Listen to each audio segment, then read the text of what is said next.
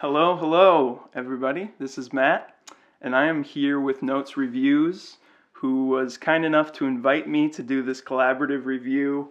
We're going to rank all of the Deer Hunter albums. So, I feel like we could probably spend like hours talking about each one, Easily. just because there's so much to cover, and it's just so expansive. Like each record, the whole universe. I feel like lyrically you could talk about just the story and the themes, but you could also dive into the music and the repeated motifs and everything along those lines, and then how they relate. Like it's just a complex web, and it's awesome. So I'm really glad to be doing this, and I'm so thankful that you brought me on to do this. So Well, thank you for agreeing to it, because I knew when they were releasing their latest album in a couple of weeks, I always wanted to do a collaborative video with somebody, and I figured there's no better person on YouTube at the moment than you are for talking about Deer Hunter and talking about everything, because some of your reviews about that is just so in depth that I want to get in depth,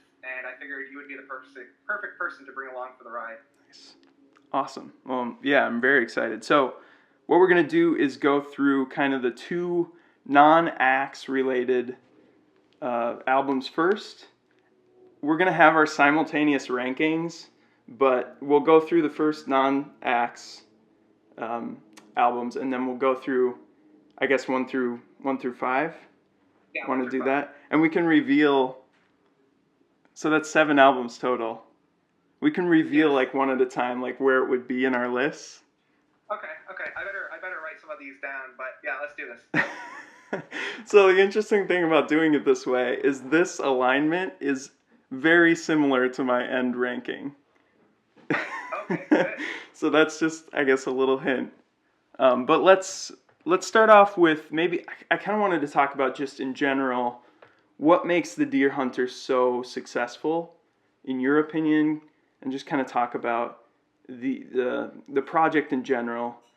What he's done with this, the ambition behind it, that sort of thing. So Right. In my opinion, I think it's so successful because it crosses genres so perfectly. yeah, Like it captures a lot of the indie scene because it is more of like an independent artist. It captures the proggy scene because of the progressive and the progressive presentation of it. You have those just the winding song parts. structures and Yeah, exactly. constant fluctuation. Of motifs and themes. It's very smart music as well, while still being very accessible. So having that blending of that art presentation with the accessibility, I think, is what really makes the Deer Hunter a very special band, essentially. Yeah, I feel like it's a band. If you like them, like it's a good chance. There's a good chance that they're your favorite band. Like they're very favorite band material, just because there is just so much there. And I get them. I feel like a lot of people throw them into this box of, like, I've heard like the Needle Drop throw out the indie prog label, and just sort of like that's them. Yeah, and it's funny too because I'm going to be doing another kind of starter pack for these indie prog groups that incorporate Cool. I want to say Coheed and Cambria, but I don't know if it's Cambria and Coheed. I always get the two mixed up. I'm not a huge fan of theirs, but I do appreciate what they've been doing. But even bands like the Decembrances and to a certain extent like Arcade Decemberists, right? Yeah. They incorporate a lot of that indie, folky style of music, but in a progressive format. For sure. Yeah, so I'd say Coheed's probably my favorite band. Okay. So I'm definitely, and Deer Hunter's, a close following. And it's like you were saying before, if you know them, then they're your favorite, right? And so, Yeah.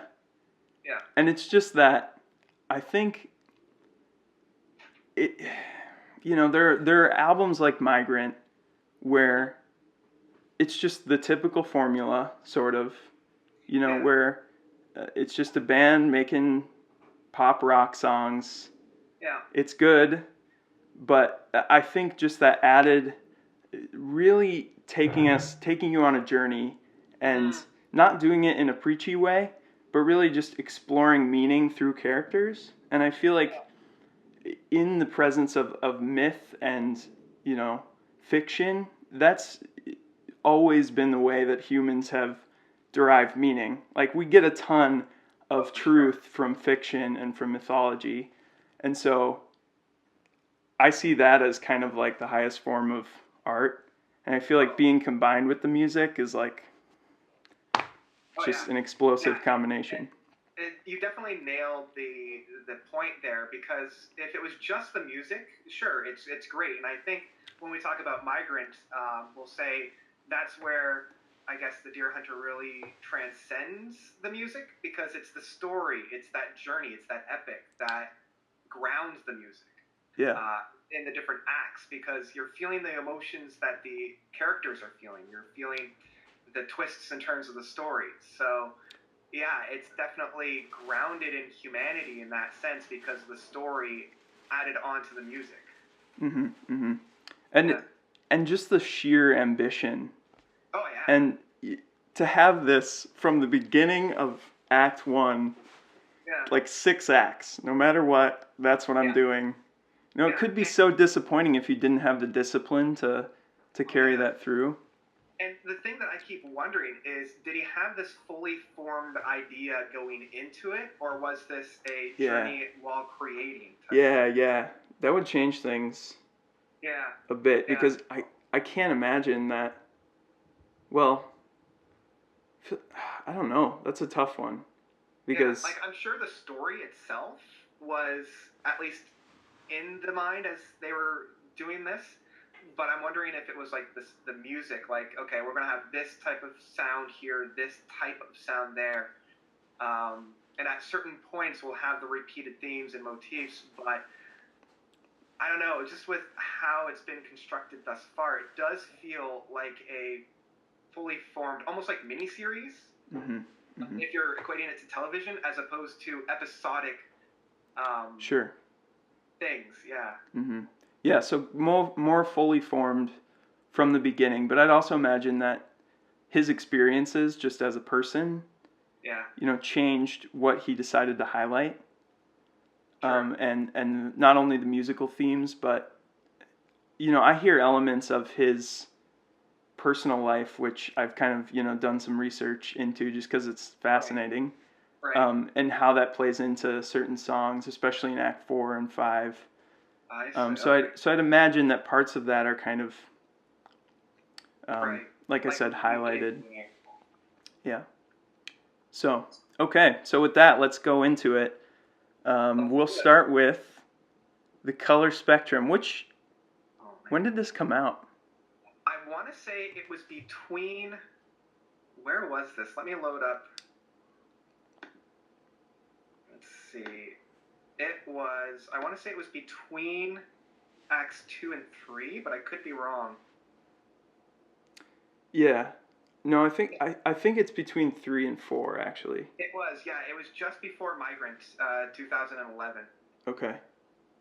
Oh, it's like not a long time ago, and so much has come after that. It's just kind of incredible. Okay, so where is this in your ranking? Okay, so this one's actually pretty high. I have to actually put this at number 3 for me. Number 3. Nice. Number 3. It is quite high, and I've only really discovered this within the past month when we agreed to do this. Oh, sweet. I've only really listened to this when we agreed to do this, and I did this huge Twitter, not necessarily rant, but Twitter thought piece for going for this. And the reason why I love this piece so much and why it's so high is the concept and the execution of this. A lot of other bands have tried this kind of project before. Is there something as grand in scale? Like, can you draw a comparison? There are. Ooh. Now that I'm thinking, put you on the spot I really there. Can't. I mean, I just feel like this is a totally unique. It is. Concept in its scope. Going to like classical music with like the ring cycle or like those types of presentation, because this definitely harkens back to that type of music where you're not constrained to the album pressing of like an LP where you're constrained to say 50 minutes, like 25 per side, and you're not constrained of the album like this CD. This was a series of what, 6 or 7 singles, or like EPs, converged into one project, and so I look at it as a very unique entity in that sense. And what I love about this is because I actually did a lot of color theory and color emotion theory in my undergrad, Nice. And how each color actually affects humans, and how each color has its own like attributing feeling to it. So there is sort of an objective science behind that. There totally is, yeah, and there's a reason why, say, hospitals have a lot of green in them because it's a very nurturing and healing color. Sure, and I know that blue is soft lines, red lights, yeah, and all that are red. Yeah, right? they pop. Very, very bright colors. Sure. And what I love is how each of those colors are reflected perfectly within the music. Yeah, it's interesting because I feel like there's a heart of what the Deer Hunter is. To me, that's the axe. To me, there's like a combination of all these elements that represents the middle point. And I feel like these albums are sort of exploring the periphery of the genres that kind of come into this whole. Oh, for sure. And it's really fascinating to hear that sort of just like genre focused. Yeah. One at a time. I think the one that sort of is missing from this piece is that sort of 1920s, 1930s. Yeah. That sort of orchestral style, that vaudeville. It's covered a little bit in like the green and the yellow piece, but agreed, it doesn't really have that essence that the Deer Hunter was able to capture within the axe. Yeah, and that might just be something that's unique to that project and the time period. It could be like if we're looking at the Venn diagrams and how this is like separating the Venns into the individual circles. I guess that could have been that middle piece of where all these different things overlap. So do you have a favorite EP within or color within? I do, and it wavers between black and blue. I was going to say black's definitely my favorite. Yeah, and what I love about black is that it incorporates a lot of the different, like you can hear the influences that the Deer Hunter were using within that, because it starts off sounding almost like a Smashing Pumpkins, and then goes into like King Crimson from like their Power to Believe, and like so that very metal alternative stylings are found within the black section. Yeah, and I'd say the early 90s, late 80s, maybe more 90s, industrial rock. Oh yeah, sure. The Nine Inch Nails sound. Yeah, Nine Inch Nails, Soundgarden, Marilyn Manson. And that's something you heard a bit of in like City Escape, songs like that. They just had little highlights of these electronics thrown in there. But that album or that EP just really takes it to another level, I feel like. Oh yeah. And the song Take More Than You Need, that one is like just really hits it for me. It's so good. For me, it's the piece on the blue one that just really makes me gush. I wrote it down. Again, I'm not as familiar because I wasn't spending as much time with it. Sure, yeah, it's sort of new still. Yeah, I'm still letting it wash over, so maybe that's part of the reason why it's so high, because it is so new for me. Yeah. So for me, okay. So what is that piece? Did you have? Yeah, it's the Collapse of the Great Tide Cliffs. Okay. Just the guitar work, it just, I don't know, it transcends me. Like, it's one of those pieces where I have to close my eyes and get swept away. Yeah. And that whole EP in general is very soothing. And so I actually placed this at last, at number 7. Yeah, which is absolutely insane, because for so many other artists, this would be like their, magnum opus, I feel like. And so it really speaks to the quality. Like, this was an extremely difficult ranking to do because I really do love all their albums. Yeah, it's not necessarily which one do you hate, but which one do you Yeah. like the least. Yeah, and I feel like for me too, there's just something so special about the axe, Mm-hmm. um, where it's like no matter how well he executed the scope of this, like it just couldn't reach that for me. Like that world and that is That's fair. just That's yeah fair. is a Yeah, big deal. this piece is definitely more of the pieces are less than the whole, I Hmm. suppose. So yeah. Something I like about why I mentioned that song in particular, "Take More Than You Need" from the Black Mm-hmm. EP, is the atonal guitar solo in there, and I feel Yeah. like that exploring that is it was a new thing for Yeah, him, and and that that's just something like that Confessional jazzy like does quite a bit. Sorry, I kind of stepped on you there. oh it's okay yeah so and then like the time signature shifts and I think he's like going from 5 and 7 and back and forth and it's just I feel like it's more experimental than if you can even say that anything else he does is not experimental, but it's even more so.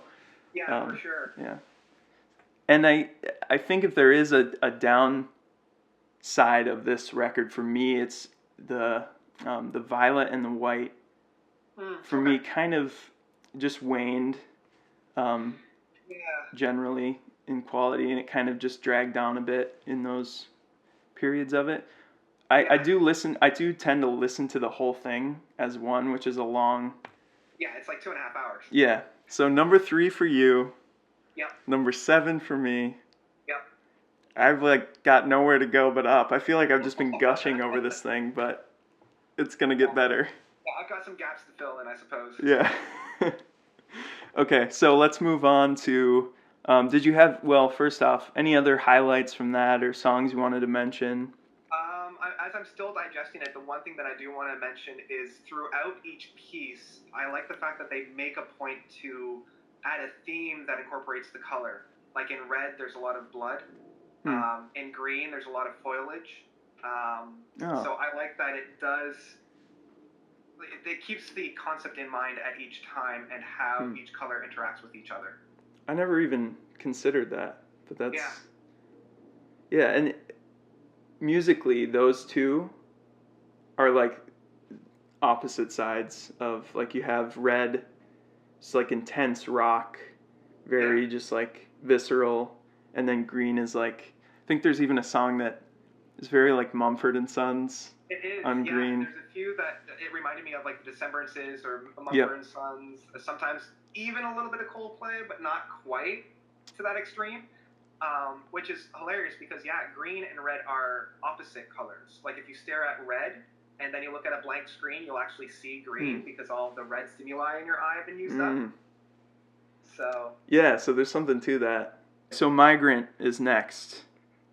I'll start off with I had this at number 6, so it's just down a notch. We're just moving down the list. We're building to it. Yeah. Where did you have this one? So this one's actually number 7 for me. Number 7. Okay. Yeah, number 7. So why is it number 6 for you? This was the first Deer Hunter record I heard. Oh. So I guess there's something special there, but again, it's just like for me the acts are just in a different category. Yeah.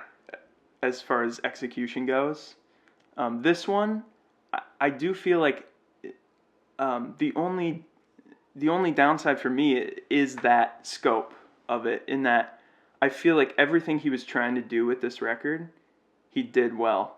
And there's honestly not really a track or two in there that are skips. Like it's just a straight through listen for me. And maybe that's what edges it over the color spectrum. Just that I feel like this is like a digestible, accessible, like if I just want to put on like a good listen, solid rock record, this is it. Yeah, and I fully agree. I mean, the reason why it's number 7 for me is pretty much exactly because of that. It's not necessarily a knock to it, but it doesn't have that extra bit of thought that I have for albums. Like when I walk away with the color spectrum or when I walk away from any of the acts, you think about, okay, where does this fit? What else can I derive from it? Because it's such that straight up rock album. there's a little bit less engagement for me. Mm-hmm. Now that doesn't detract how great it is, but it does kind of, when you look at the grand scheme of the Deer Hunter's discography, it does place it just a little bit lower than the rest of it. Mm-hmm. Yeah, and I feel like it's palatable. Like I said, accessible before. Like it's something that might be a good entry point. I was going to say, if you were to introduce anybody to Deer Hunter, this would probably be the great entry point for that. Mm-hmm. Something interesting about it is I feel like it's sort of I can hear some of the almost growing pains because this came before Acts 3 and 4 as well. Yes. You can hear some of almost like the approximations or estimations of what would be on 4. There's a part, a song, This Vicious Place, I think it's near the end, where they have this very Pink Floyd, very just like drowsy solo in there, and it reminds me a lot of what I think he did even better on Is There Anybody Here, a song from Act 4. And so there's just touches of that, like getting to that next level on those acts. Right. Yeah. No, I can definitely feel that as well. And you definitely nailed it with the growing pains, because it does feel a little bit of a transitional period for them as well. Mm-hmm. Going from where Acts 1 through 3 had come from, and then where the color spectrum in Acts 4 and 5 are going. Yeah. And there's more just solid like pop structures, and which makes sense. I mean, I would think after putting so much thought into like every single moment of every track on the Acts or the color spectrum, to have this just as like a natural sort of overflow of him and for it to be more casual, I think was probably a nice break for him. Yeah, and I think it was something that was needed. And had he continued, maybe Acts 4 and 5 wouldn't have sounded as crisp as they do, because this did allow for a little bit more experimentation in terms of being more accessible. Just a little bit of an oxymoron. Yeah. But it did allow him to stretch his legs in that sense. No, I think you're getting at something there. It's because there isn't that tight control of this is the concept. It allows him to just like, well, why not? I can do anything on this record. So yeah, exactly, it frees him essentially in that sense. Yeah. Do you have? You said just a little bit about sort of your criticism of it, in that you don't walk away with that sort of thematic, that deeper. Right. Yeah. Thought about what the album means. Do you have any other, I guess, low points or tracks that you're just like, nah? I think it's the second half of this album that really I kind of tune out. Like the first half is quite strong, and it holds the two pieces that I really, really enjoy. But after The Girl being one of the highlights for me, after Girl, I find like, okay, we've reached the pinnacle of what this album has, and so my mind just kind of taps out. Just again, part of the length and part of the structure.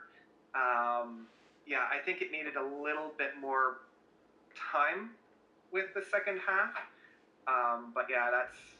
Is this a new one for you as well, or have you? This one is a little bit of a newer one. Okay. I have spent most of my time with the Acts, but I've been listening to this for a little bit longer than the color spectrum. Okay. So that could be part of the reason why. Maybe it's a grower album, and I love albums where I didn't quite connect with that first, but the more I listen to it, the more I get out of it. Sure. Yeah, and I think the second half, like you mentioned, the first half is very immediate, very, like they're live favorites, like Whisper. The second half is a little more slow to develop, like some navel gazing going on. Shoegazers. Yeah. So what tracks are your highlights? So I already mentioned Girl, and I love Girl because it's so hard-hitting and straight in your face, like immediately. Like, it's like, bam, I'm here. Yeah, and those female vocals, that harmony. Oh, yeah. Like, I specifically remember driving home from college. Like, I just have this clear memory of the first time I heard that, and it was just like, just so locked in, and oh. Yeah. The other one that I love, and it's more for the arpeggios, is an escape. And I think he used that technique and put it right onto the fourth act with, oh shoot, what's the song from the fourth act that uses those arpeggios? Is it at the end of the year? No, the King and the Sword, I think it is, or If All Goes Well, one of the two. All Goes Well. Just with those background arpeggios floating through the space. Sure. There's something about that it's like a celebration of music. And celebration of the sound and the music that's going on at that point, and I grab onto that very, very well. Yeah, that's a good one for sure. I think Shame for me is so unique, right. And there's something like very spy movie about it. Yeah, like very James Bond where you're like sneaking around. Yeah, and I just think it's really different from anything he's done, and those strings on the chorus are just massive. And so genius. Like, if they weren't there, it just wouldn't be nearly the same. Yeah, no, for sure. Oh, geez. And like you said with the, just arpeggios in general, in that track, there's that transition where he's coming out of the chorus, and I don't know if you remember this, but it slows down. And you get those, like, very just, like, lilting pianos that are going up. Right, yeah. And everything's, and then it, like, just jumps right back into, like, dun dun dun dun. And it's, like, it's almost like waking from a dream or something. Like, it's just, like, this, like, you're just caught up, and then you're back into reality, and it's... That's right. Yeah, no, I love that analogy, and I think that hits very well. Yeah, especially with the concepts of the songs as well. And that's something that he applied then later on as well. Oh, yeah. Yeah, for sure. Those dramatic shifts, dynamic shifts are all over the place. Oh, yeah. So, Girl, I was going to say, too, that one's huge. Let Go is towards the end of the album, and that one I just think is, like, just an incredible melody, chord progression. There's like a simultaneous, like, serenity to it, but also urgency. Like, I feel like, the guitar is at the end specifically. What I'm talking about in that one, but this is another one where it's just brilliant musicianship, like good songwriting. No matter what the scope of the album is, like, I think it seems like you agree that there are just some really outstanding tracks. Oh, yeah, don't get me wrong, even though this is the lowest on the ranking score, it still holds some of the fantastic tracks, and I think on the live album, that's part of the reason why it's so heavy on those. Why he showcases so many of those songs on the live album that they put out. I haven't even listened to that, but are there a lot of Migrant songs on? There is, yeah. I think it's about half Migrant, half from the first, second, and third acts. Okay. Yeah. Cool. I'll have to listen to that. Nice. Yeah, it's pretty good. All right, so we did the non-conceptual, well, Color Spectrum is, but we did the non-Axe albums. Yeah. Now it's time for the big project. That's right. I just can't. I can't figure it out, like how you would plan for something that you know is going to be such a large chunk of your life. Yeah. And that you're going to be dedicated to that. Yeah, on the on the upside of things, you know the direction that your band is going to go in for the next 6 albums at least. Yeah, so there's no questioning. Exactly. Yeah, you're not in a lull of, well, what do we record now? Sure. Yeah. We know exactly where we are. Yeah, there's something to that. There's direction there for sure. Yeah. It seems like it seemed good for him to break off from any like more egalitarian band he was in, because I'd imagine you'd have to have a pretty big ego and I mean, you just have to have control, and I'm sure that he's kind of a control freak. There's no, let's try this other thing. It's just like, no, we have to stay the course. Yeah, exactly. And he has the vision, and other people have to just like bow to that and honor that. But yeah, exactly. Okay, so Act 1, the Lake South, the River North. Yes. Where does this fit for you? It's pretty obvious now, but this is 5 for me, so this is just straight on down the line. So far, there's a little mix, but for the most part, so this is 5. Where is it for you? This one is number 6, actually.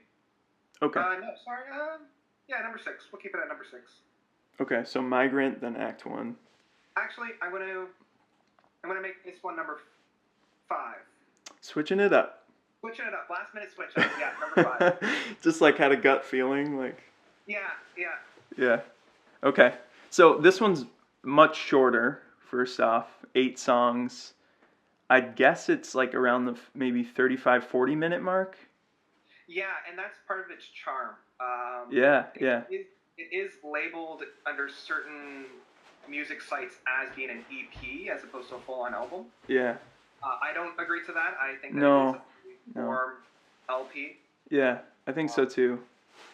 I mean, the length of some of the songs. Exactly. Is. Yeah.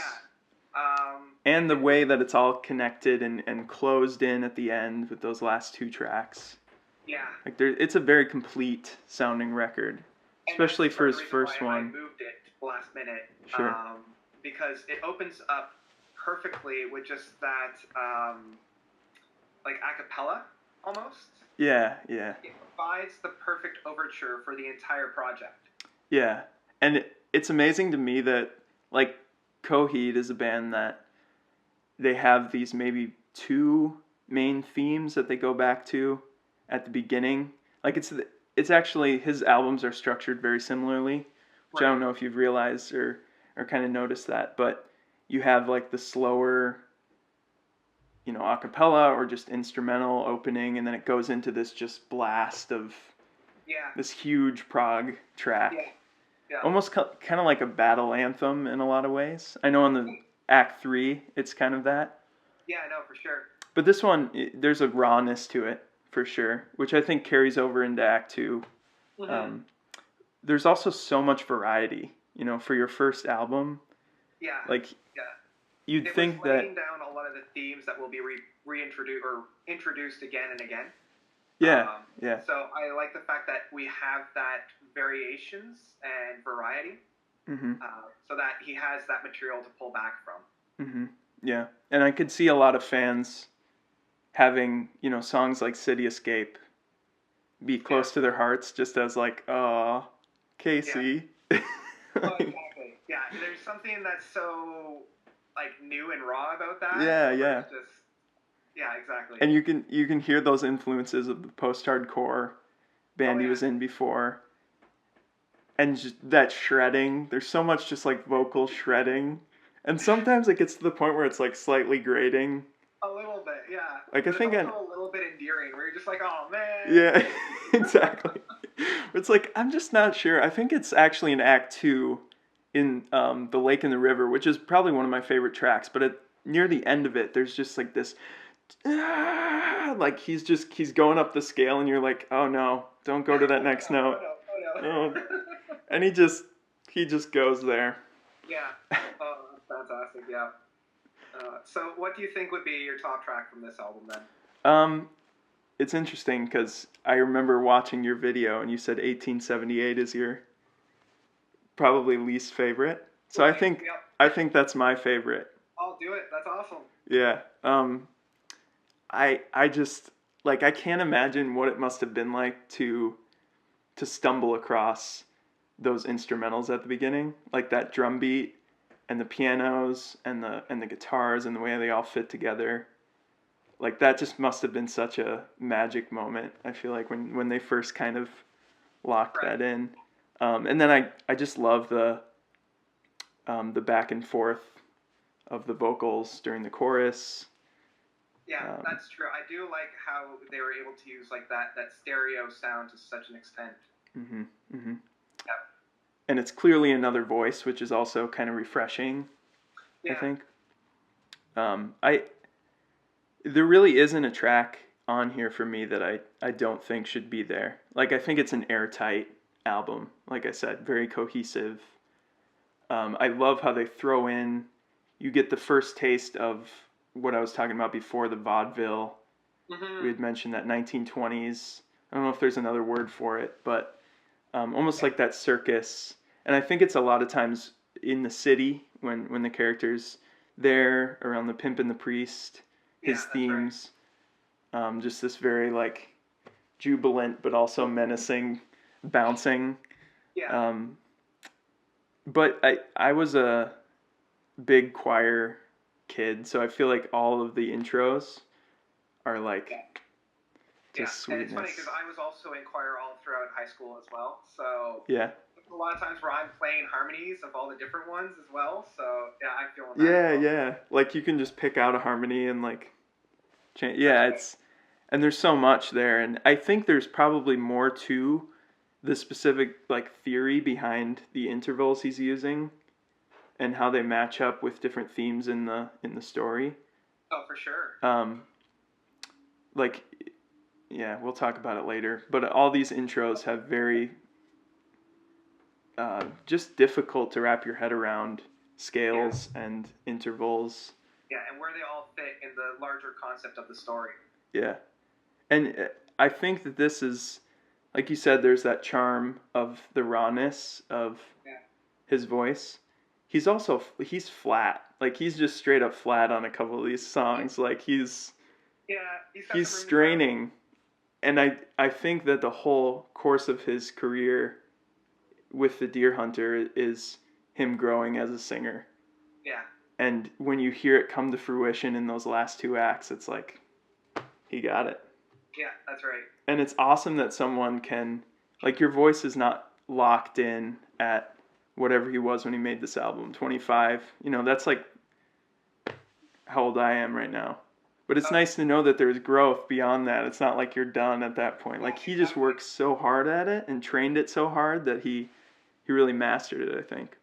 Yeah, exactly. Yeah, and I love hearing the progression of that too, like the mastering of it. Mhm. Mhm. Do you have a favorite track then? I do, yeah, and it's the Inquiry of Mystery. So good. I just, the bass line of that, and I actually had to write this down as I was listening to it. It reminds me of Wolves at the Door from Radiohead, Mm. and Is that off where the Hail to the song Thief? goes. Yeah, it was off of their Hail to the Thief album. It's the last song off of that. Okay. Um, it's one of my favorite Radiohead songs, and Nice. even the guitar work near the midpoint of this song has a lot of that OK computer like Mm. mid '90s Radiohead art rock. Mm. And I feel like this track holds both ideologies, like the celebration and kind of somber side of their music, as well as that raw expression of it. Sure. And combining those two into this one piece was like the gem of the Yeah, album. like there's both of that in there as one. Exactly. The Yeah. full spectrum of that, yeah, Yeah. is there. And that's something about his music. It's hard to make. You couldn't make like a mix CD. I feel No. like very well because it's just like you throw a track like that on there. Yeah. There's so much variety that. Yeah, I make a Happy Tunes playlist every year, and I took a couple of songs from parts of the acts, and it just kind of comes out of left field. Exactly. It's like here, and then it leaves. Yeah, and all the transitions are so important too, and Oh, well yeah. done. Yeah, so it just like ends halfway through a song. You're like, oh, okay, I guess that's it for that song. Yeah. Yeah, like I can't imagine coming into a song like think of like mustard gas Yeah. or something without some context. Yeah. Just bam. You're like, okay, we're here now. Yeah. Um, okay, so what about the story in general? You know, that could be a whole separate conversation, but how invested are you in that piece of it? I'm still kind of making heads or tails of it. I Mhm. haven't done the whole like sit down and read through it because I know a number of sites have dedicated that to it. Mhm. So I at the moment it's still music first, story second, which is a little bit of a drawback I know with my own listening because I'm not getting the full inflection of what the music means. Sure. But as I was re-listening to it just in preparation for this, it's starting to make a little bit more sense. What are your thoughts? Yeah, well, you said maybe you're not getting the full picture. I feel like Yeah. what you are getting to this point is still seems like really good. So like Yeah. it's nice to know that maybe there's even room for growth there with like Oh, yeah. not growth as in betterment, but like knowing that there's just more to it. Like you could dig even deeper and find new value. So I'm kind of in the same boat. Like it's definitely music first. I've been trying with the story, but I think it's meant to be not just like a historical account of the characters. Like it's meant to be like poetic, and Yeah. and so it's really hard to fit together some sort of narrative. Yeah, when I was studying big epic poems like Paradise Lost and like Dante's Inferno, not Dante's Inferno, the Divine Comedies and all those, my English teacher said, don't worry about getting the story, worry about getting the language and the rhythms. And I feel like that's how you should approach this. Like, go into the story once you've got the rhythms and the themes and the motifs, but don't make that a priority. Because that might overshine maybe the music that's there. Sure. And there's just there are so many details. I don't find it particularly productive to try to read into everything, because I'm more concerned with like the overarching themes and, like you said, the rhythm, the voice, the those qualities. And I think I'm just gonna wait. It's like when he puts all the graphic novels out, it's like then I'll maybe try, because then it'll be clear. But there's so much speculation. Yeah, because there's a lot to be left to interpretation too. Yeah, and it's interesting seeing the theories on Reddit or whatever. But for me, it's just like, I don't know. I'll take what I can and figure it out later when it's an actual. Yeah, I think it was on. Well, we'll get to it when we get to the later albums. Yeah, so I think kind of two of the main themes, though, just in general, is this like longing for home, longing for that innocence, that the character's coming from this naive innocence in this homeland, and then having to face, another thing is just like facing your demons, facing your dragons, and a lot of times they get stuffed into a closet where he moves past something that's such a big conflict in his life, and he doesn't face it or take responsibility for it, and then it comes back to haunt him later. Right. Yeah. I think the biggest theme that I have is family, and not necessarily like it questions what family is. Sure. Because the character meets so many different characters who essentially become his surrogate family. We'll get to those when we get to those albums. But it's like, well, what is family if this person never really knew what it was? Yeah, he never had an original sense of what it was, so he's trying to find that community somehow. Yeah, and then when he finally does meet his legit family throughout the course of the storyline, how does that then shape who he is? Yeah. That's good. Yeah.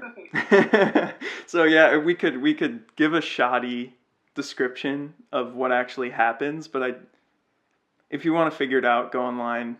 Yeah, I think that's go read about it, because I just don't feel like I can do it justice. Yeah, nor can I. So, okay, let's move on to Act 2 then, if you're good with that one. Anything else to mention about Act 1? No, I think we've covered that. Okay.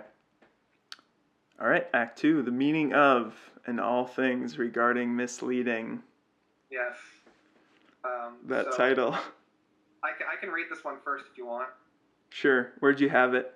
So this one is now number 6. Number 6, okay. Whichever one number 1 was supposed to be. These were the two that I was switching out. So okay. This one would be below number 1. Or below. So you had Migrant at 7. Now it's Act 2, and then you had Act 1 at 5. So it'd be Migrant 2, 1. Okay, got it. Yeah, makes sense if you don't think about it. Okay, so Act 2. Act 2. Do you want to go first, or what do you think? So what did I say? This was my number 5. Yeah. This would be number 5. Yeah, I love how it opens up very similar to almost like a Mars Volta sound. where it's got like the Yeah. punch and then a really quick succession of music and then another punch. Sure. Yeah, the Procession, that song is very Yeah, the Mars procession. Volta. Yeah. I do feel as though it's one of the, at least in my mind, I feel it's the weakest of the acts. I feel like it's a little long. I'm sure it's needed for the story, but musically, I do start to tap out, and it just, yeah, I don't connect. Yeah, I remember you saying in your video that the second half of it for you did drag on, did Yeah. feel like there wasn't like a clear direction. You just sort of lost it at that point a Yeah, little and bit. it still kind of holds up when I listened to it this morning. Even Mm. like the first half is quite strong, and I like that. But once it got into the second part, as you just said, it Yeah. definitely lost direction. It was kind of meandering all over the place. I don't know if that was reflected in the story, because it could have been the lead character not knowing where to go. Yeah, and I think there is, story-wise, there's a lot of this just teenage melodrama around his relationship, and Yeah. that can get a little bit tedious, I think, too. Especially in that, I think it's that stretch of Black Sandy Beaches and the couple songs before that, which are just a lot of reflecting on this relationship. I actually put this one at number 3. Musically, yeah, so musically I do love that second part as well. And I think it's been a slow grower. Okay. But I have kind of got to that point, I feel like. Yeah. All right. But I do know what you're saying just about the length. That if you're not fully invested in making this a full listen, then it could be tough. Yeah, and I think it's like the opposite of how the color spectrum was, in that the individual songs are quite strong, but how they fit in the album itself was a little awkward. Yeah, this is the one where I feel like it doesn't have like a fully fleshed out identity, whereas all the other acts have that to certain extents. I feel like this one didn't quite have that identity that I was hoping for. Sure. Identity in the sense of, for me, this is the exploring love album. Right. Like, that's what I think of thematically. Okay. Whereas the first one for me seems a little more like, I'm not sure what. Yeah. Right. Did you think identity as far as music or as far as story or? Definitely music.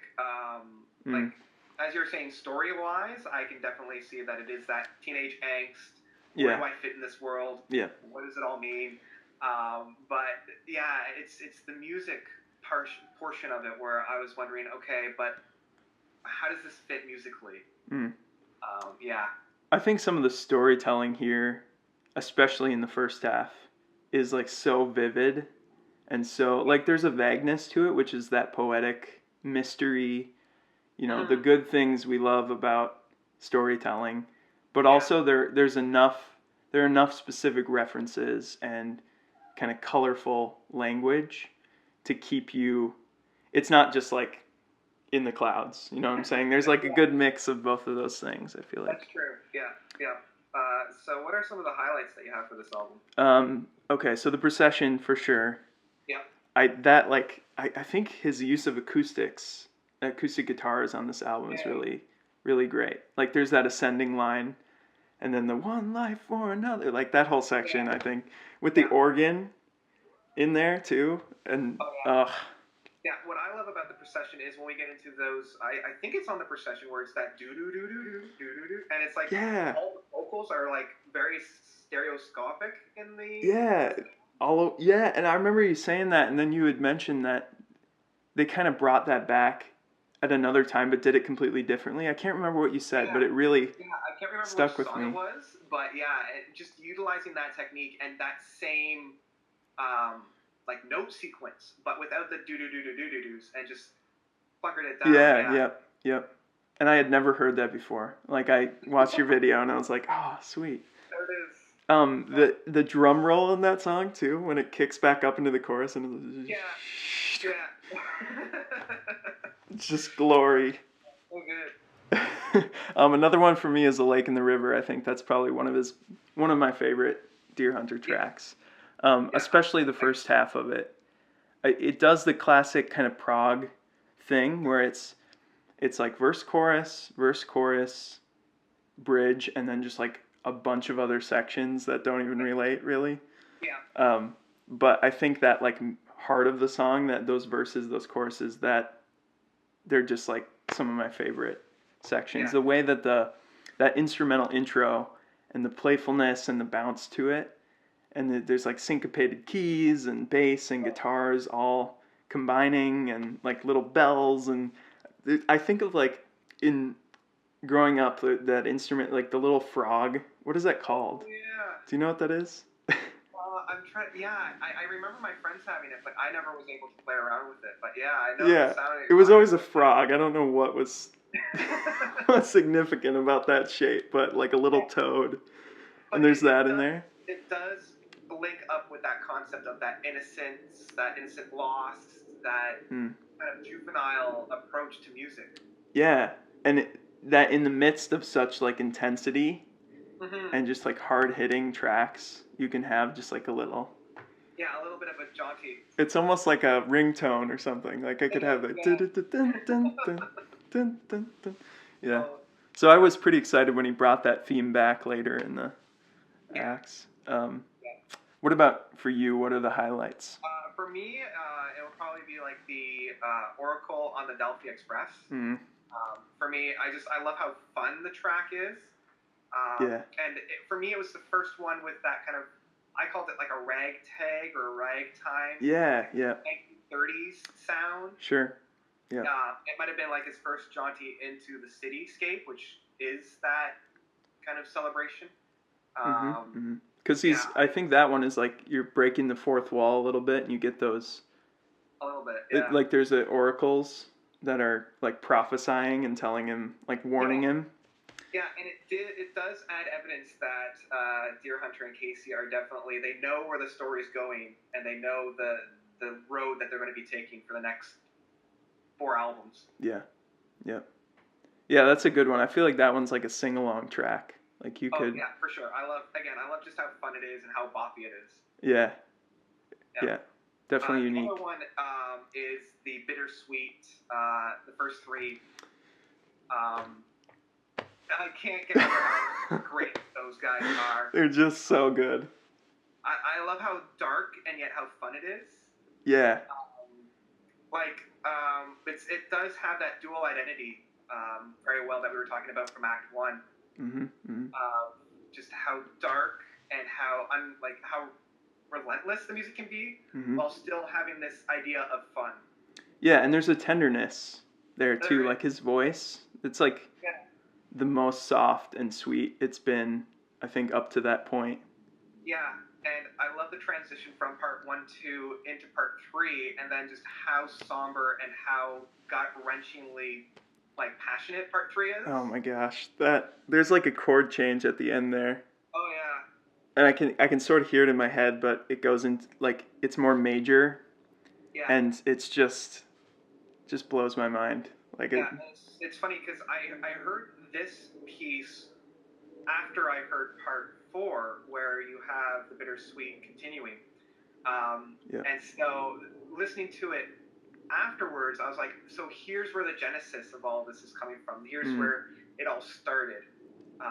So it's almost like that prelude to the actual, just how that all played out. So you heard the latter part first, and then went back, and then I'm sure that was great too.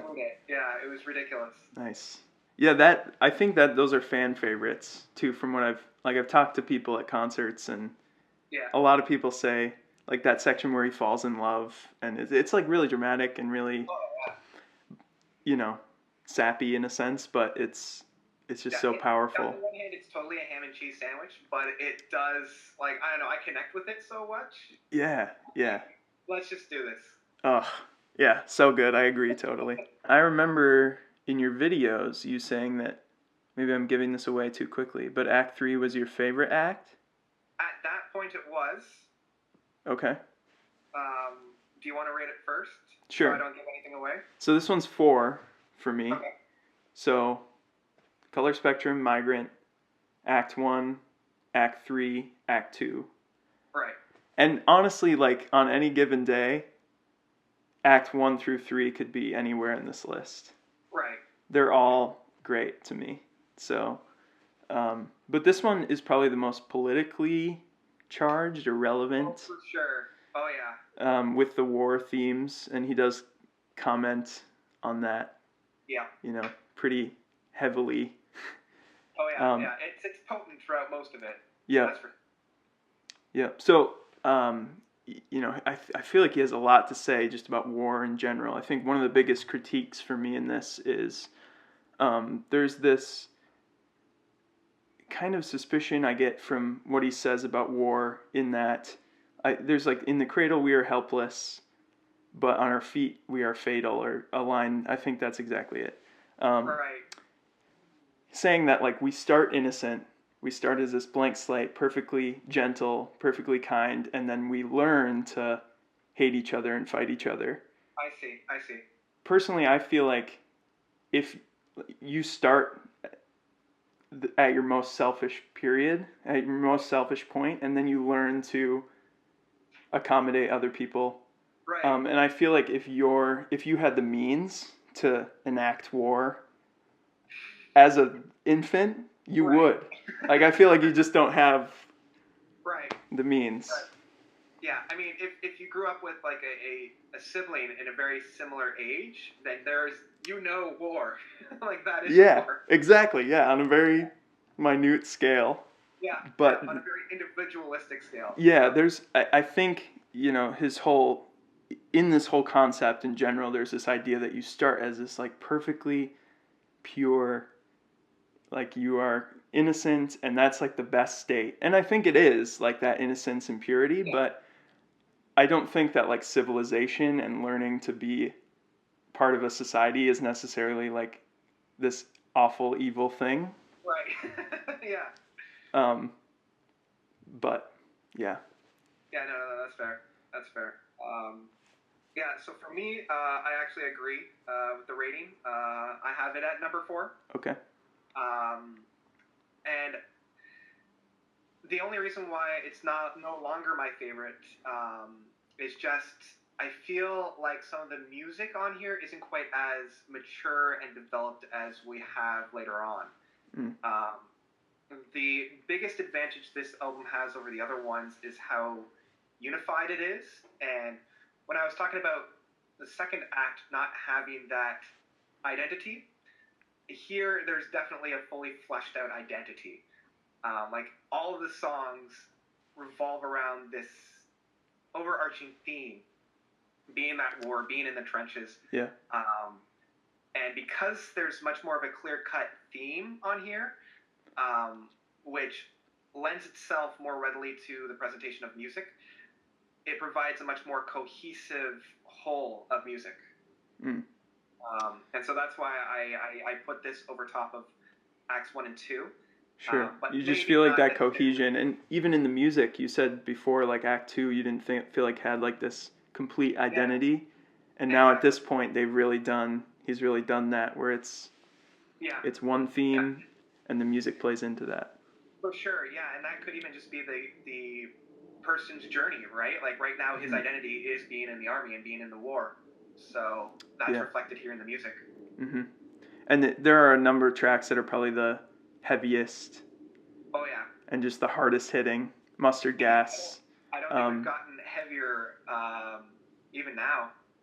No. Yeah. No, I think it's still, and, like, I don't know how to say it, but is it Latin? Incata Venenum? Yeah, it sounds like it's Latin. Yeah. Yeah. I mean, that one. Oh, jeez. That's a great song. Oh, it's just so heavy hitting and so like relentless. It's almost like I want to say reggae beat, but it's like, it's not that. It's the yeah, everything is on the offbeat in that. Yep. Which is really a lot of fun. And then you get that shift into that, like, Beach Boys-esque like thing at the end. Oh It's, have you listened to the band Mr. Bungle at all? I've heard of it, and I've given it a couple spins, but I've never really like gotten into it. Okay. Yeah, I feel like he had to have listened to them. Right. If you listen to an album, California is probably my favorite one, and it's actually one of their later albums, but there are just so many of the same musical ideas and like playfulness of some of those like softer sections. Right. Yeah, it's definitely that. But yeah, that just those dynamic shifts. Oh yeah, those are ridiculous. So what are some of the highlights for you? That one for sure. What It Means to Be Alone, I think, is just a really solid track. Yep. I think vocally that one's maybe one of his best performances. Okay. Like, I just think it's so smooth and not as like rash and raspy, I guess, as he had in the past, which I really like. And then The Thief, that one I think is really Radiohead. Oh yeah. It's kind of a mix of Radiohead and then Muse. Like there's those like arpeggiated like, oh yeah, which are very musy. Yeah, and I have the exact same thing. The Thief and the Mustard Gas are my two favorites. Yeah. Oh man, that chorus. Yeah. In Mustard Gas is so good. Yeah, and when you were saying the arpeggios in the background of The Thief, and yeah, you even said the bass line of The Thief reminds me of Radiohead, and I guess the accompanying music would definitely then be Muse. So, yeah, I freaking love those songs.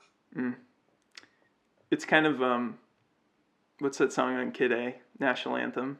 Yeah. Do, do, do, do, do, do, do. Reminds me of that.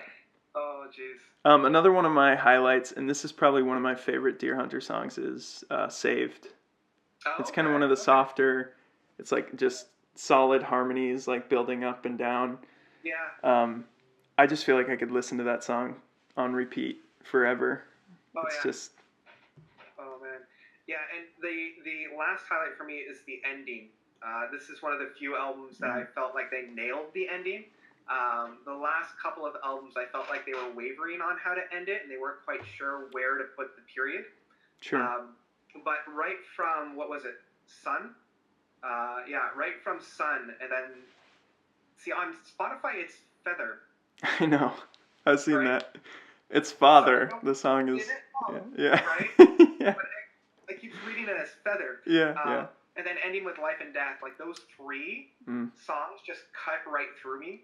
And with Life and Death, just the first opening vocalizations, it just hits me so hard. I'm like, yeah, like you just have to stop what you're doing and just like fully focus. Yeah, that one, I've actually heard that one's one of his favorite songs, Casey's. And he always plays it live. Like every time I've seen him, he's played it. Yeah, and just like where it goes, like it opens up so small, and then it grows to such a great crescendo. Yeah. Yeah, and there's like three separate. I feel like there are a couple choruses, or like what could be considered choruses in that. Yeah. But like you said, like that, it does have that. It does have a solid period, and ending. Yeah. Which I think is unique to it. Yeah, for sure. I don't think any other acts really have that oomph. And I think because the third act is the like intermission, and maybe that's where we are, because it's interesting if you think about the entire discography of the Deer Hunter. We have the first three acts, and then we have a little bit of an intermission with Migrant and the Color Spectrum, and now we're in the fourth and fifth act. It kind of allowed you to stretch your legs a little bit, so it needed to have that finale so that the curtains can close for a little bit. Yeah. Yeah. Yeah. Do you like the section where I think he's like, it's like Go Get Your Gun. He said he had a story. There's kind of like a similarity between those tracks. I think those are probably some of my least favorite Deer Hunter songs. Okay. There's something to me just like very cringy about Go Get Your Gun. Yeah. And I think the themes and the lyrics like totally make sense to me, and I think they're essential for the story and really interesting. But they're just not songs that I'm like, I don't know. Yeah, no, Thrilled that's about. totally fair. You are kind of left thinking, wait, within your grasp of vocabulary, why are you choosing such easy hanging fruits there? Mm. Yeah. Yeah, and they're so the story in He Said He Had a Story, like I think it's just like a rape. Oh, It's geez. just like really unpleasant. Like It's a little charging if you think about it that way. yeah, like in the context, yes, I get it. It makes sense, but it's just kind of like ugh. Oh. I just get Yeah, no, that's fair. creeped out. Yeah. So that's kind of another section of the album for me that's just kind of like Yeah. I don't Yeah, know. no, that's fair. I do love the ending. Yeah. The War album. Yeah, exactly. That's essentially what I keep calling this is the War album. And such a vague title too, Life and Death. Just yeah. Well, it did capture that a little bit within like the war being the death, but then later on in the story, I think this is where he discovers his brother or his father or something along those lines. Yeah, it's like his half brother. Yeah. And then where he steals his identity. And that's kind of like the big shift. And I guess this would be a great transition into Act 4, Rebirth and Reprise. Ah. Which makes a lot of sense, being life and death, and then you have the rebirth. Yep. Yeah. Definitely. So Act 4. Act 4. Where is that one? This one is number 2. Number 2. Okay, this one is number 1 for me. Yeah. Again, all throughout this afternoon and the morning, I was wavering between number 1 and number 2. But I think I've nailed down number 2, and I'll get into why. But okay. I'd love to know why it's number 1 for you. So you do have a distinct logic behind this. I do. Okay, so for me, it's more so of that. This album in general brings about such a vivid memory in my mind of where I was when I heard it. Right. It's not even necessarily like a good time or amazing memory. It's just like when I hear it, I go back there. I love albums and I see everything. I get that. I was actually in this time, I was walking a couple blocks to school most days, to college, and yeah, I see everything. Like it's all there, and I think it was fall too. And something about this album, I think, is really fall for me. I also think that just his whole arc, as his whole career, is like this is the culmination of. It was like a slow development into making the perfect prog album. Right. And I feel like this is like the closest thing that he came to like a perfect album in my mind. Like there's not a single track that I would skip, that I don't freak out about. Right. So I think that maybe I follow you 100%. Like this album was my first Deer Hunter album. Oh yeah. This was my introduction to them. Nice. Somebody on one of my YouTube pages, I think I was reviewing something in similar to the Deer Hunter.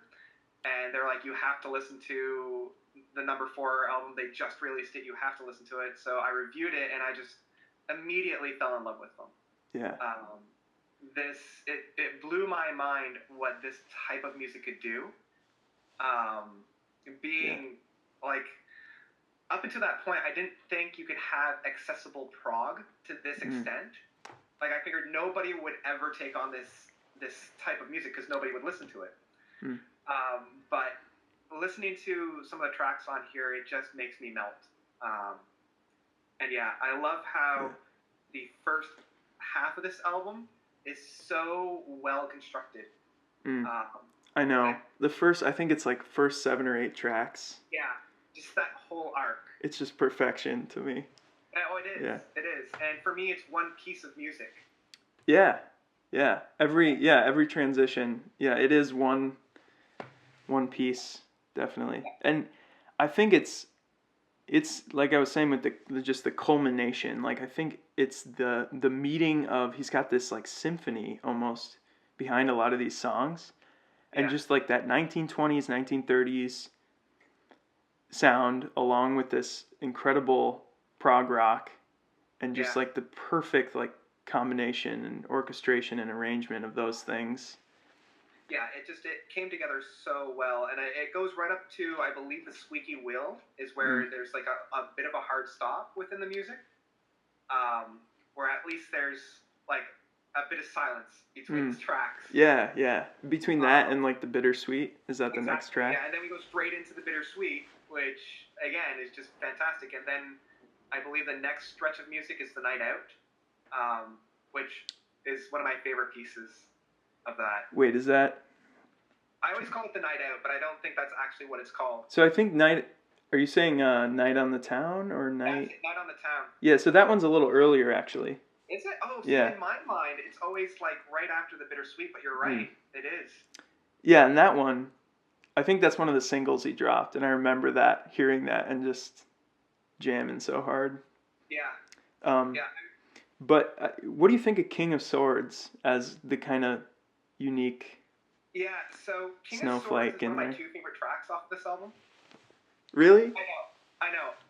There's something so unironically happy about this track that I cannot help but love. Yeah, it sounds like something you would kind of come up with as a joke and then decide, like, this is too good to be a joke. Exactly, yeah. Like, and again, it's that unironic just gushing of happiness. Yeah. That I can't, like, when I reach a big milestone on my YouTube channel, it's just going to be me dancing to this song for 4 minutes straight in different locations around the city. I can't wait. You need to combine those. Just one video of just various spots around Toronto. Yeah, exactly. Just dancing in all the different places. Like, have right like a boombox and. Yeah, it's gonna be great. To me, that's like, it's kind of similar to Get Your Gun. I like, or Go Get, I don't know. Yeah, I know. It's like, I think I like it more than that. But it does feel like it's kind of, I'm like fully into the album, and then it's just like, whoa, what was that? Where are we? It takes me out of it a little bit. Yeah, that's totally fair. I think the end of this could be a beginning of another album. Right. Like, I think that, like, If All Goes Well, Wait, like, those songs are second or third on a lot of other people's albums, I think.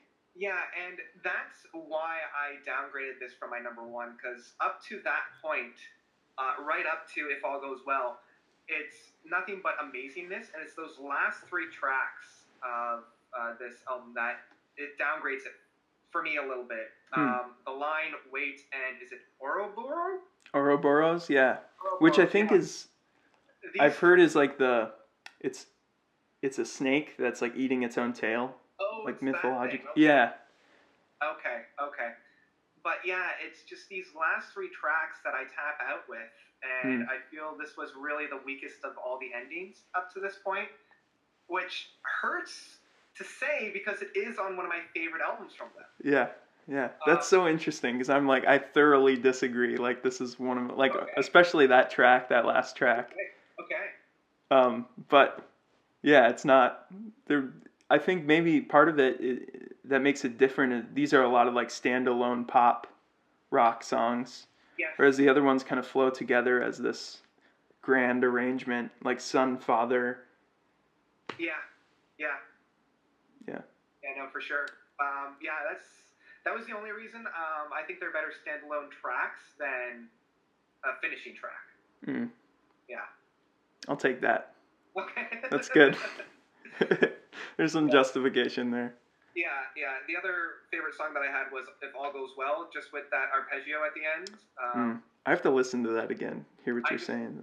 That was when I knew that the Deer Hunter was a special band. Like, up until that point, I'm like, I'm having a great time. This is amazing. They're doing amazing works. But it was just the end, the second half of If All Goes Well, that just... I don't know. It made me, like, in that scene from Doctor Strange where he sees the cosmoses.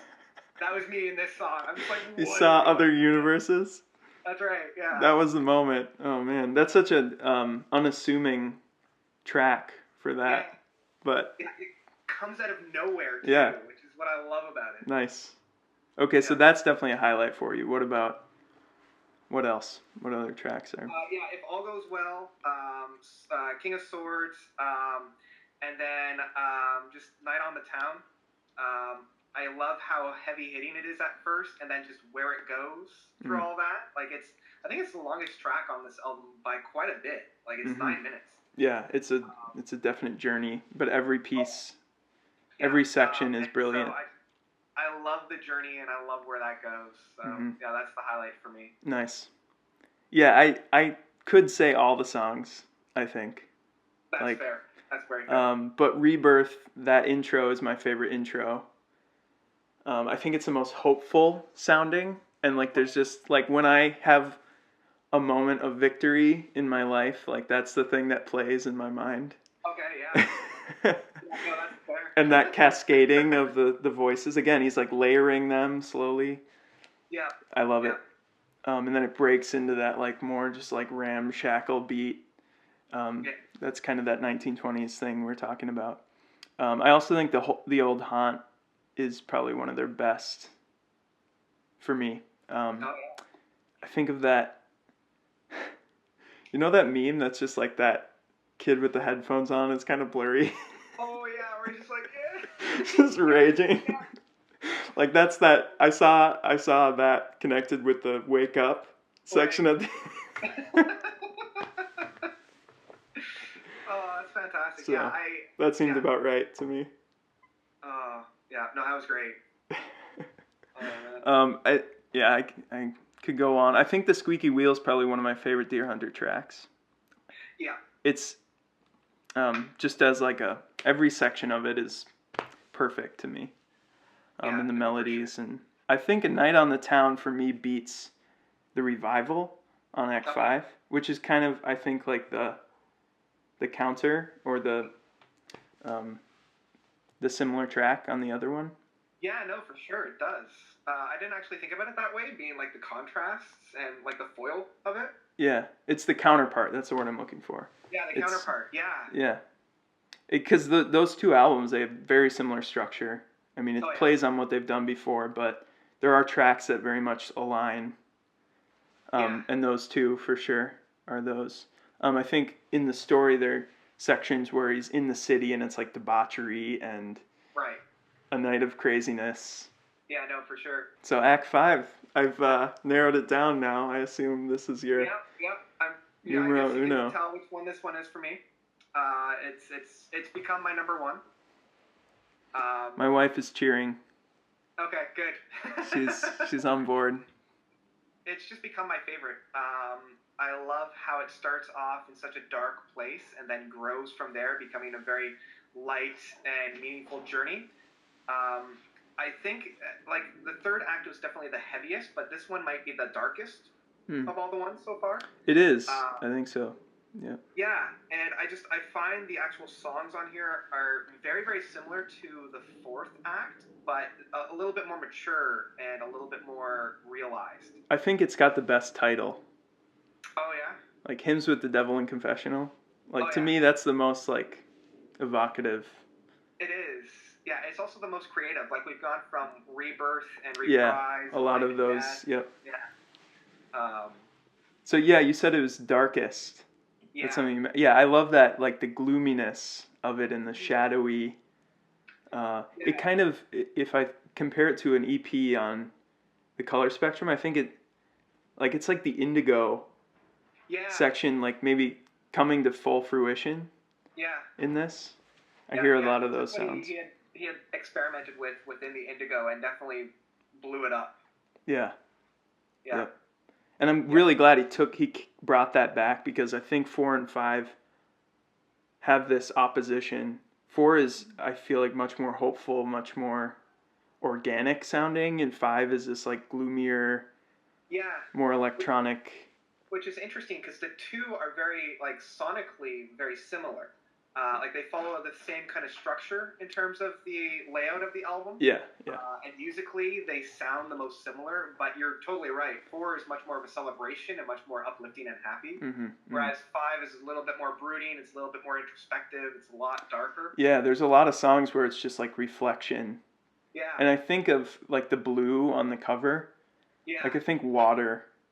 I think like staring into a pool of reflection, those are the vibes. The album cover from 4 was very lively and bright. Like 5 is the same place, but without too much life in it. Yeah, I really hope they take those covers and redo the 1 through 3 and add that. Whoever that artist is, I think just did a great job. Oh, for sure. And I think they were commissioned for part of the color spectrum because a lot of the techniques were lifted from a lot of those albums. Oh. Yeah. And don't quote me because I'm not 100% sure.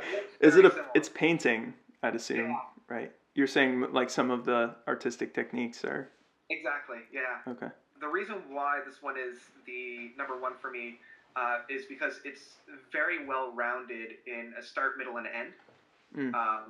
I think they stuck the landing a little bit better than from Act 4. Even though it is a little bit drawn out, where I consider the ending starting with the flame and the fire, but really sticking it with a beginning. Like, I feel like it might not be as final as Life and Death was, like Act 3, but it definitely has a clear stop that I didn't really feel from Act 4. Sure. So, yeah, well, it's more soft and slow and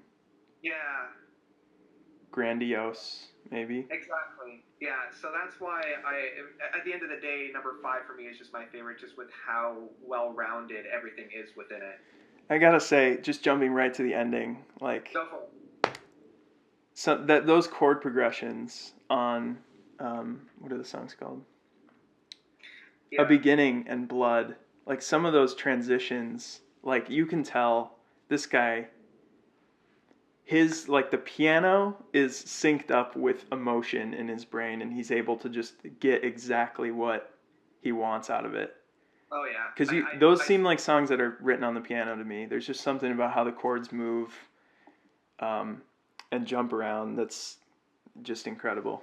Yeah, it's almost otherworldly in how perfect it syncs up with just the lyrics and the mood of that song. Yeah, it's such a good ending, for sure. Yeah. And I'm curious now about 6 from that. Because I keep hearing it's going to be a little bit different. Like, I hear 4 and 5 are very similar, and I hear 6 is going to be removed from that. So I'm very interested. I've heard that too. Like, it's not I've heard this was his last rock album. So I'm like, I don't know. Yeah, it'll be interesting. And I am glad that he's able to, because the next album that he's releasing is a standalone album, because it allows him to, again, try something different and then take what worked on that and apply it to the next thing. You're saying with the EP? The one that he's releasing in a couple of weeks. Yeah. How it's not really tied to anything. Yeah. It's given him some time. That's what we got. Pardon me? It's given him some time to... Exactly, and that's where we got, like, with him stretching his legs, we got the masterpiece that is 4. Yeah. Right? Yeah. So hopefully that will apply again to the 6th act. But there wasn't much time between 4 and 5. I think he had like 4 and 5 cooked up in between that period. True. Yeah. Because it was amazing. Like September, I think, of 2015, and then September of 2016.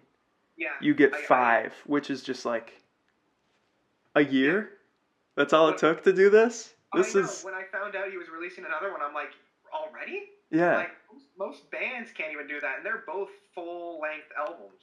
What do you think of the Mr. Usher and the Haves Have Not? Those songs. They're okay. I didn't get a chance to really dive in and revisit that. I'm going to play just a little bit to remind myself. Oh, yeah. Okay. And, I hate these songs. Tell them I hate them. My wife's saying she does not like those songs. Oh. We have a similar... They're okay. Okay. Yeah, like, I appreciate them, I think, more than I enjoy them. Okay. Like, I think the story... Again, they're like essential story information. You have this introduction of this important character. This back and forth between our lead character and Mr. Usher. I think that's what is on The Haves Have Not. But they're so story driven that I think a lot of the lyrics to me come off as like kind of corny and Yeah, that's where I guess the story takes a front seat to the music taking a back seat. I do like, I guess, a little bit within Mr. Usher with, again, that playfulness. Yeah. But it's, thinking about it, it is one of the weaker dips. Sure. Yeah, but I do like the follow-up of, of the Haves Have Not. Like, I like how it did capture a little bit more of the somber moments from the past albums. But yeah, kind of a little bit on a wishy-washy there. Yeah, and Mr. Usher is like a very jazz. It's the most pure jazz he's done. I love the solos. I think it's all like on paper. I think these are great, well executed. It's just like when I'm going through the album, it's like, oh geez, shopkeeper peddling his wares. Right, yeah. I don't know. The chorus it does leave a little to the imagination, but yeah. So, what would be your favorite tracks from this then? I think the beginning 3 are some of my favorites. The Moon Awake, the female vocals in that, the darkness of it, the rhythm, bum bum ba-dum ba-dum bum bum. Like that's just and it was so good live. I'm very jealous you got to see this live. Yeah, they had like the big flag of the album art in the back. It's just a very enveloping experience. And then Cascade is like, I think one of their more straightforward verse chorus like structured songs. Yeah, that's a highlight for me as well. But I love that it. Hate the sinner, never hate the sin. Yeah. Like where he's belting that out, I'm just like, yes. Yeah, because it's such a like a backwards notion. It is. You know. Yeah. But that's what makes it so evocative. Gloria, I think the bridge section of that. Yeah. With the guitar movement, that's one of my favorite sections. Yeah, and I love the music video in that it blended two very popular music video styles, being very bright orange out in a cornfield, and then also very dark and blue and like underwater. Yeah. Yep. So, there's that like duality of it. Yeah. Oh yeah, for sure. And then I think the combination of The Flame Is Gone and The Fire Remains are some of my favorite. Those are ones that I can take outside of the album context. Right. And they're still just fantastic. Great standalone songs. What about for you? So we already mentioned Cascade. I just love that. And the other one is The Revival.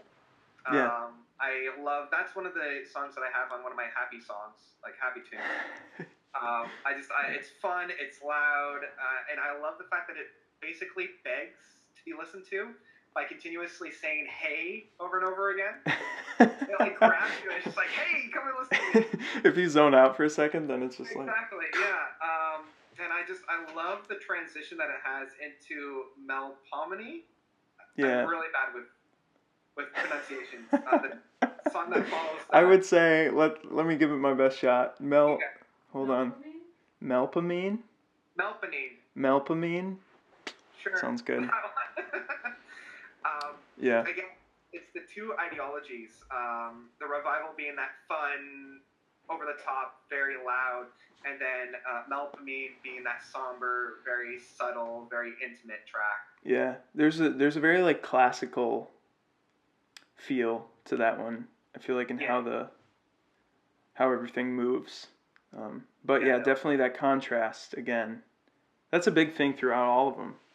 Oh yeah, and the contrasts are like subsequent songs, right? Like it's not like half the song on the one side, half the songs on the other. It's like full ideologies bashing. Yeah, it's just doing this, but somehow it's cohesive and Oh, okay.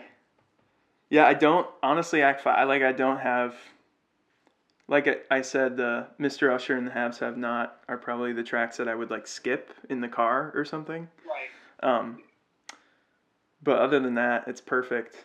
I think in my mind. And I think with Mr. Usher being a fun track, I can at least dance around my apartment to it. So that gives a little bit of a leg up. Any dancing involved will be good. Some extra credit there. So you'll do the King of Swords. You could have Mr. Usher. Yeah. The 3 doesn't really have any upbeat, happy-go-lucky ones. Yeah. But yeah, those would be the dancing tracks for sure.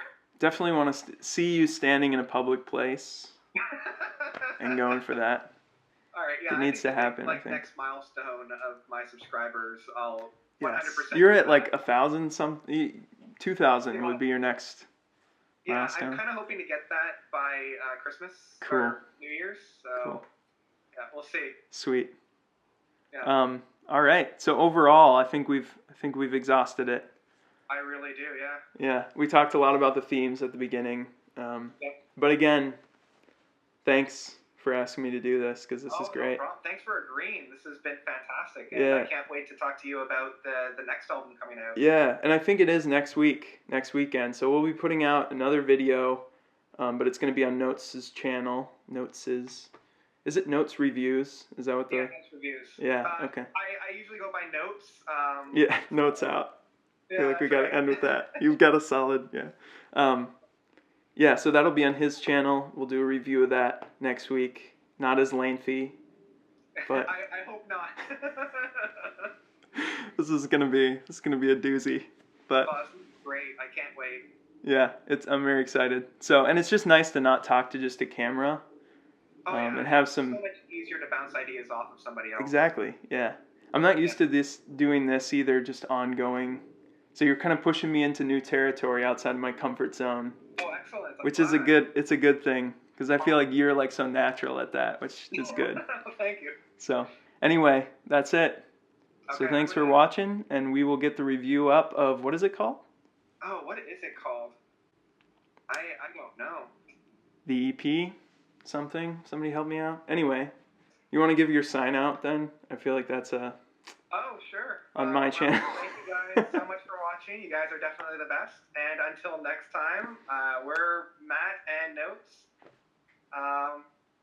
Shoot, I completely lost it.